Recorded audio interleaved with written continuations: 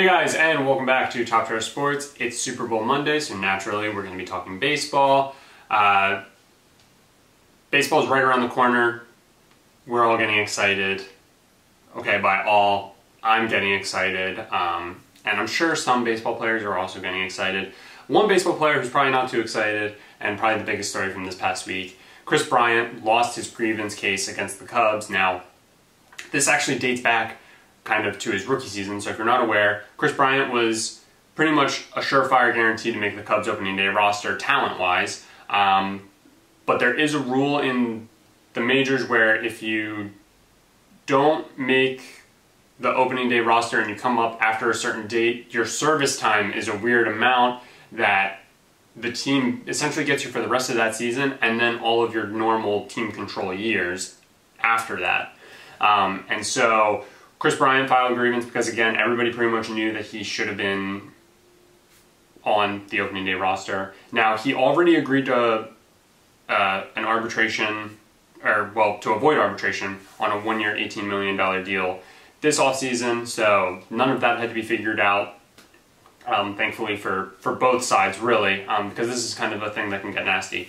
But he lost his case, so he... Basically, they're saying that the Cubs were in the right, and so he won't be eligible for free agency until after the 2021 season, meaning that the Cubs get him for team control, arbitration, and it also means that the Cubs then now kind of see how the future is going to play out a little bit in a way, and so they can now plan free agency-wise, trade-wise, and they kind of know what they're working with money-wise, while also trying to keep money set aside for when Kris Bryant inevitably demands that contract extension. Apparently no ill will from either side, but obviously you're going to say that I'm sure Kris Bryant is not very happy. The man deserved to be on the opening day roster, deserves to get paid, thusly. Dusty Baker has been announced as the Astros' new manager. Now, I think this is a really good move for Astros management-wise. Not really sure how this move is going to play out baseball-wise. Dusty Baker last was in the league, I believe, in 2017. Very good manager in his time in the league, but that being said, he's very old school, and it's a new era of baseball, whether people want to believe it or not. It's still the same old boring game that people like to call it out to be.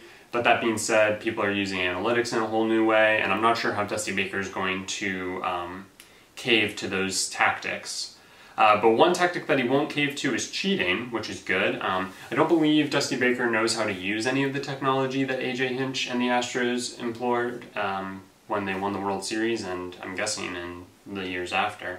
I'm pretty sure he still has a flip phone. But yeah, so Dusty Baker, like I said, good manager. He's going to have really talented guys. I think he knows a lot at the very least. I think he can really teach them a lot. Yeah, we'll see how it plays out, but I'm hoping for the best for Dusty. I don't really care about the Astros anymore. All right, on to a very good story, if you will. Trevor Story signed a contract extension with the Colorado Rockies, about 2 years, for 2 years, about $25 million. I believe this takes out his arbitration. I don't think it dips into his free agency years. Story, one of the best offensive shortstops in the game. He batted .294 this past year, drove in 85 RBIs, and hit 35 home runs. Now again, some of that's inflated because of playing in Colorado, but good move by the Rockies to lock him in for, I think they're getting a good deal, and I think Story's not really getting cheated too much. I think this kind of works out for both sides. It is interesting to kind of see because committing to Story and, you know, winning and not trading Story, I think proves that the Rockies do want to win while Arenado's there. It remains to be seen if anything's going to happen with Arenado. Now, with bringing up Kris Bryant, there were rumors that a Kris Bryant for Nolan Arenado swap were going to happen. I don't know what else would be included in that, but that would be the headline, obviously. And I think that had to wait until after the Kris Bryant grievance was settled. That being said, I don't see this happening, but you can see why, understanding if we have 2 or 3 years of Kris Bryant, or 1, 2, 3, whatever, and Nolan Arenado has the opt-out, so do we have 1, 2, 3 years of Nolan Arenado? How does that work? Obviously, both teams want to know that before making this kind of swap. Again, don't really see that happening. Now, one rumor that I am going to dive into, because it's the only thing I saw when I woke up this morning, is that Mookie Betts is definitely going to be traded. Definitively. It's happening. Why are you still here? He's been traded. It's happened. Mookie is now on the... I don't know if it's actually going to happen or not, but knowing my luck, and after what happened last week, it'll probably happen about 4 minutes after wrapping up this recording. I think last week I touched on how the Padres were really making the push, but there was a lot still to work out there. Obviously, the Padres are still on the table and everything I mentioned. But a team that I'm seeing a lot now is the Dodgers. Now, the Dodgers obviously have the cap room because they have all the cap room in the world if they want to bring in a guy like Mookie. There's also talks that they're going to package David Price with Mookie Betts. And if that happens, then the Red Sox really aren't going to demand that much in the way of prospects. And the Dodgers certainly have the major league talent to send back. They've got like an all-star at every position, and they probably even have a couple of guys who could be all-stars on their bench.